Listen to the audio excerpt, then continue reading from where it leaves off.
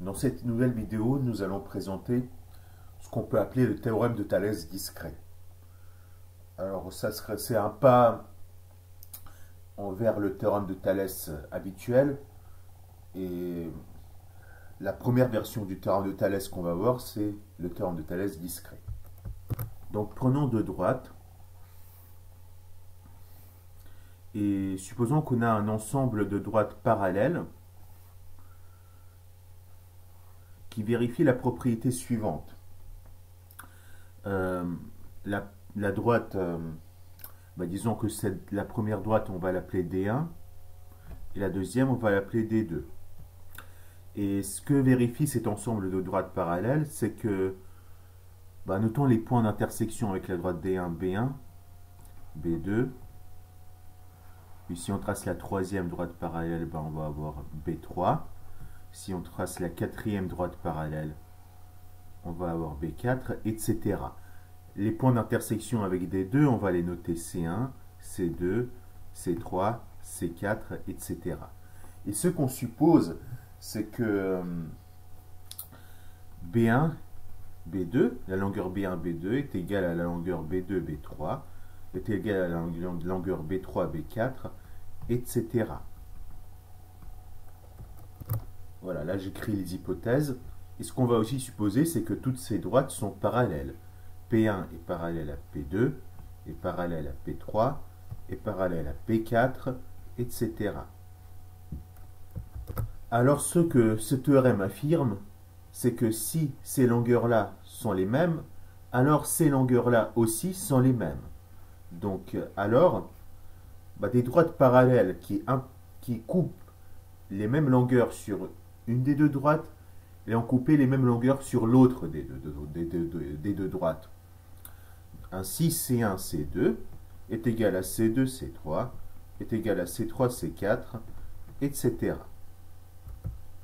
Alors, comment démontrer le théorème de Thalès discret? Eh bien, il faut en fait... il suffit de montrer que C1, C2 est égal à C2, C3, parce que les autres égalités se font de la même manière. Bien. Eh bien, dans ce cas, on va tracer la droite parallèle à D1 passant par C1. Voilà. Et on va tracer la droite parallèle à D1 passant par C2. Voilà. Ce point-là, on peut le noter, disons K1. Et ce point-là, on peut le noter K2. Bien. Maintenant, utilisons concrètement le fait que cette droite-là est parallèle à celle-là.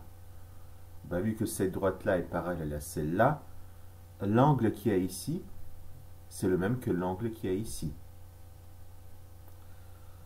De même, l'angle qu'il y a ici, c'est le même que l'angle qu'il y a ici. Puis on peut en dire plus. Vu que P2 est parallèle à P3, l'angle qu'il y a ici est égal à l'angle qui est ici. Et vu que D1 est parallèle à C2K2, l'angle qui est ici est égal à l'angle qui est ici. De même, l'angle qui est ici, il est égal à l'angle qui est ici, parce que C2K2 est parallèle à D1. Voilà, du coup, ça nous permet de voir que les triangles C2, C1, K1 ont les mêmes angles, que le triangle C3, C2, K2. Maintenant, repérons quelques figures. On a que B1, B2 est parallèle à C1, K1 et que B1, C1 est parallèle à B2, K1. Qu'est-ce que cela signifie en termes de figures? C'est que B1, B2, K1, C1, le quadrilatère B1, B2, K1, C1 est un parallélogramme. Voilà, ça c'est important parce que maintenant on va pouvoir utiliser les propriétés qu'on connaît sur les parallélogrammes. De même, B2, B3, K2, C2 est un parallélogramme. B2, B3, K2, C2 est un parallélogramme aussi. Bien, qu'est-ce qu'on sait sur les parallélogrammes? Sur les parallélogrammes, on sait que les côtés opposés sont de même longueur. Cela signifie que B1, B2 est de même longueur que C1, K1. Et que B2, B3 est de même longueur que C2, K2. Et ce qu'on sait aussi, c'est que B1, B2 est égal à B2, B3. Ça, c'est l'hypothèse. C'est pour ça que je peux noter que B1, B2 est de même longueur que B2, B3. Je peux noter que B1, B2 est de même longueur que C1, K1 parce qu'on a un parallélogramme. Et je peux noter que B2, B3 est de même longueur que C2, K2 parce qu'on a un parallélogramme. Bien. Et bien maintenant, grâce au deuxième cas d'égalité des triangles, vous pouvez voir que le triangle C2, C1, K1 est égal au triangle C3, C2, K2. Et puisque ces deux triangles sont égaux, ils ont les mêmes côtés. En particulier C1, C2 est de même longueur que C2, C3. Ce qui termine la démonstration du théorème. En guise de remarque, on peut dire la chose suivante. On peut faire deux remarques au final. Première remarque, si vous notez A, le point d'intersection entre D1 et D2,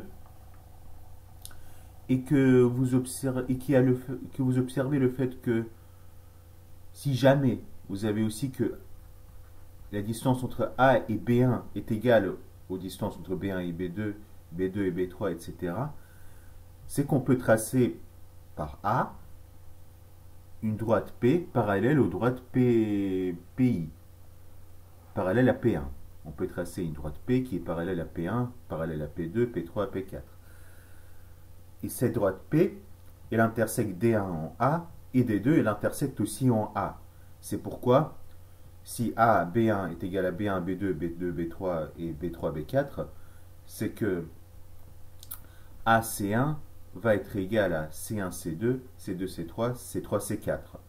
C'est-à-dire que ça va se rajouter à cette suite, la distance entre A et C1 va se rajouter à cette suite d'égalité dans la conclusion, si la distance entre A et B1 se rajoute à la suite d'égalité dans l'hypothèse. C'est pas obligatoire, mais ça peut arriver. On peut aussi rajouter la distance au sommet dans les hypothèses et dans la conclusion. Et pour s'en apercevoir pourquoi c'est vrai, c'est pas compliqué. Il suffit juste de tracer la parallèle à toutes ces droites-là, passant par le sommet, et on voit que les intersections qu'elle a avec les deux droites, c'est toujours le point A. Autre remarque, dans le théorème ci-dessus, on avait pris deux droites séquentes. Si vous prenez deux droites parallèles, ce résultat est vrai aussi. Imaginez, vous avez une suite de droites séquentes qui intersectent toujours la même longueur sur la première droite. Autrement dit, avec cette figure, on suppose que B1, B2 est égal à B2, B3, est égal à B3, B4, etc. Donc ça, c'est l'hypothèse. Et la conclusion du théorème, c'est que C1, C2 est égal à C2, C3, est égal à C3, C4, etc. Démontrer ce théorème est en fait plus simple que démontrer le théorème avec deux droites séquentes. En effet, si on suppose ces égalités de longueur, il suffit juste d'utiliser que B1, B2, C2, C1 est un parallélogramme et donc cette longueur-là est égale à cette longueur-là. Comme B2, B3, C3, C2 est un parallélogramme, cette longueur-là est égale à cette longueur-là, etc. On démontre que toutes ces longueurs-là sont égales. Donc la preuve est même encore plus simple.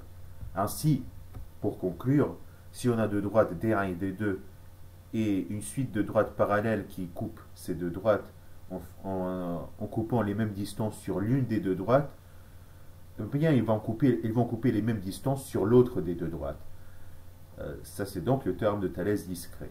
Et ce théorème de Thalès, il marche aussi bien pour deux droites séquentes que pour deux droites parallèles. On peut formuler le corollaire suivant qui concerne un triangle. Donc si on prend un triangle ABC et qu'on prend D, le milieu du côté AB. Donc D, c'est le milieu de AB. On trace la droite petit d passant par D qui est parallèle à AC. Donc D est parallèle à AC. Ça, c'est l'hypothèse. On note E, le point d'intersection entre petit d et BC. Alors, ce qu'on peut en déduire, c'est que E, c'est le milieu de BC. Ce n'est pas compliqué. En effet, c'est une simple application du théorème de Thalès discret. Là, on a que AC est parallèle à D, et on a le fait que la distance BD est égale à la distance DA. Mais comme là, on a deux droites parallèles, et qu'on a deux distances égales, eh bien, elles vont couper aussi des distances égales sur l'autre des deux droites. Donc, autrement dit, le rôle de la droite D1, c'est la droite BA, le rôle de la droite D2, c'est la droite BC, et le rôle des deux droites parallèles, c'est la droite petit d et la droite AC. Et on est dans le cas du théorème de Thalès ou discret. On est dans le cas du théorème de Thalès discret où on commence les égalités à partir du sommet, du point d'intersection des deux droites. Voilà, ainsi le fait que BD est égal à DA implique le fait que BE est égal à EC. Bien. Pour le vocabulaire, la droite petit d est la droite des milieux du triangle ABC. Voilà. Bien, merci pour votre attention et on se retrouve dans la prochaine vidéo. On va parler plus précisément du théorème des milieux pour le triangle et pour le trapèze. Entre-temps, portez-vous bien. N'hésitez pas à poser vos questions en commentaire et à vous abonner à la chaîne. Merci et à la prochaine.